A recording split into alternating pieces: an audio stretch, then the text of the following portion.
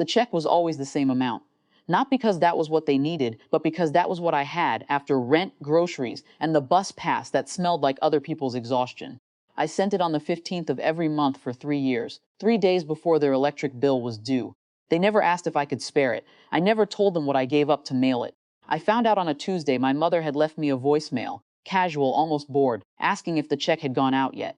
I called back during my lunch break. The line was open on their end. They didn't know I could hear. He's still sending it, my father said, laughing. The loser actually thinks we need it. My mother laughed too, softer but worse, as long as he believes that.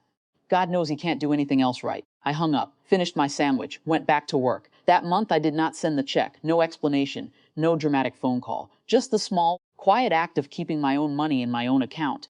The 15th came and went, then the 16th, then the 30th. No one called to ask if I was okay. No one asked if something had happened.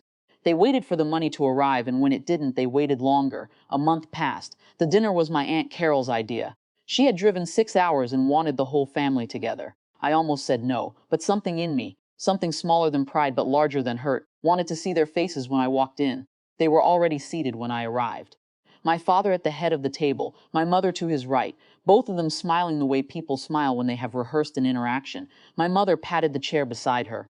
I sat across from them instead. So, my father said, not looking up from his glass, you stopped sending the money. It was not a question. I reallocated some funds, I said. My mother laughed. The same laugh from the voicemail. Reallocated. Listen to him. $5 words for a $10 bank account. A few relatives chuckled.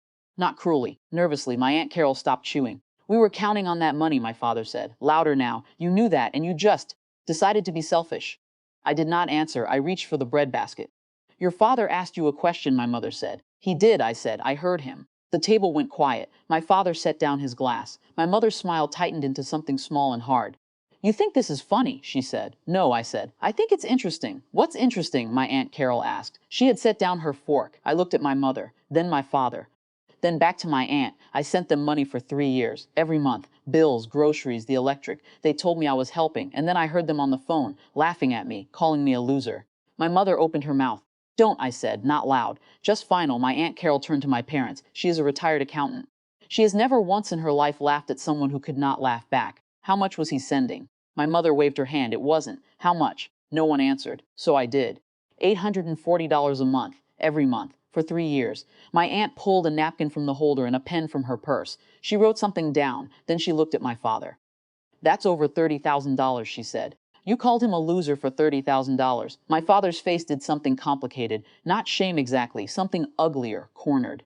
He's twisting it, my mother said. You laughed, I said, both of you, while I was eating ramen noodles so you could keep your lights on. No one spoke. My cousin looked at her plate. My uncle cleared his throat. My Aunt Carol folded the napkin and slid it across the table toward my parents. I'd pay that back, she said quietly. If I were you, they did not pay it back.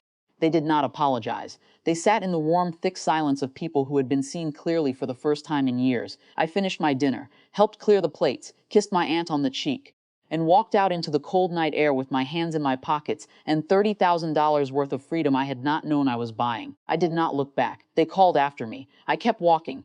Some debts are not meant to be repaid. Some are meant to be survived.